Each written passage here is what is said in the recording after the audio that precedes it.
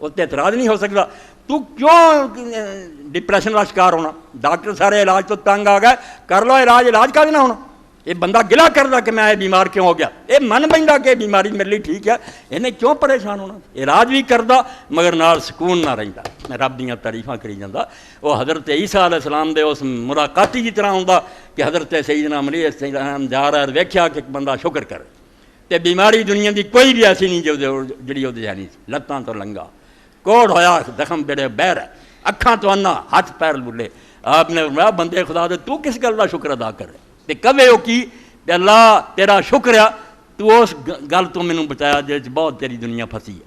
آپ نے پوچھا ہے کہ کہنے لگا نا شکری اور کفر، شکر ہے کہ میں بیمار ہے مگر میں اپنے رب تے ناراض ہوں۔ میں انہوں یاد کر فرمایا واقعی اللہ تعالیٰ ہے بندہ جڑا ہے میرا ساتھی بندے لے ہاتھ پھیریا تے رب اگے دعا کی بالکل تندرست ہو گیا۔ آپ دے حواریاں صاحب ایڈی مصیبتاں پھسیا گیا رب جو